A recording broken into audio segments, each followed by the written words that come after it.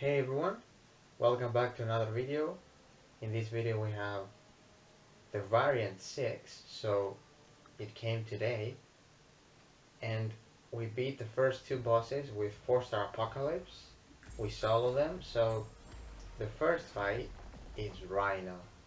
And let's talk about what buffs we get from this chapter. So if you're using a villain, so our attack increases by 200%, but we take 5% of max health as direct damage every second. And this damage cannot be prevented or reduced by attackers who are immune to those resources. So yeah. And if you're a villain, you don't take any damage. Or you don't get the buff. So the second node says that non-villain attackers are unable to gain power. So we basically can't get any power. So yeah, you want to bring villain in this variant. So yeah. And another note is that all non-villain attackers are unable to heal through any means. So you're heal blocked. So yeah, basically bring villain champions, guys. And yeah, let's talk about the Rhino, this Rhino fight nodes. So the first node is called Henchman, and when we're triggering a Fury buff, villain attackers will passively purify all debuffs. So whenever we trigger a Fury, we purify all debuffs on us. Another note says that villain attackers increase the duration of bleed, poison, incinerate, and shock effects on their opponent by 100%. So double the duration of those effects. And Rhino has a 45% armor. He also has explosive personality. So whenever we hit him in the block, he gains an armor up buff, boosting his armor by 25%. And if this armor hits the number of 5, then all armor up effects go away, they explode, and we lose 25% of our health. So even if you bring a 4-star, if you bring a 5-star, you will lose 25%. So yeah. And another node called long distance relationship says that whenever we are close to the defender, we gain a weakness debuff every 3 seconds, which reduces our attack by 10% permanently.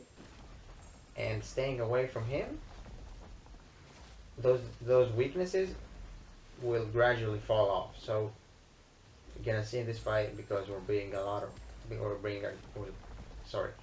being aggressive, we'll tend to get a lot of weaknesses. So yeah, if we get 10 weakness, you'll deal like no damage. Here we got like 3, 4, but most of the damage comes from our debuffs, and we use the SP3 so that the degen, the poison, can stay forever in this fight. And we're using heavy attacks so that we can apply bleed. Yeah, because damaging debuffs are the way to go in this fight with Apocalypse, because we deal like no damage with 5 weakness. But yeah, we are 150, 160 hits in. And yeah, Apocalypse is very fun to play. And we also, I think we lose 2% from recoil. I don't know if that's a bug or not, but yeah, I'm fine with it. Okay, and also we heal from the weakness, so that's good. If you got willpower, you heal from the weakness. Now we got 7, we do like no damage. Now I want to bait out the SP2, heavy counter him. Now I'm gonna use another SP2. I think with a heavy attack, yeah. Connect the first hit with heavy, and then use the SP2. Such a nice SP2. Cool animations. He's almost down. We are 200 hits in. Now I'm gonna use another heavy attack. He's got 3 armor up, so I don't want to hit him in the block. Or if I hit him, I will regen back up to full with willpower. So yeah, it's pretty easy fight. I'm sure we can do it with a 3-star as well. And now another 5-hit combo. Maybe I'll use the SP1.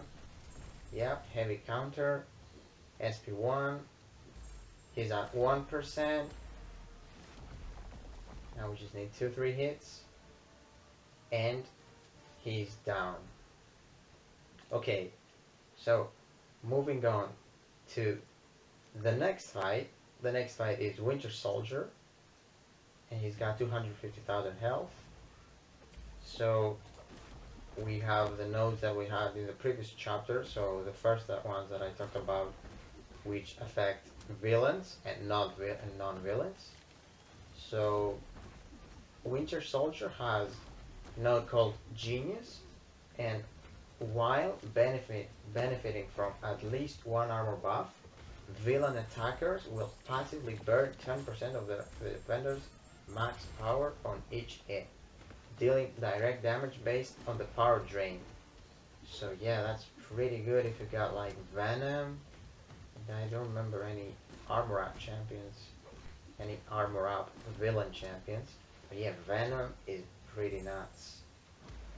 In this chapter as well, I think, because of the other node called Madness, and says that when we're triggering an armor break debuff, villain attackers will also apply passive power lock to the defender, which will last until the last armor break ends.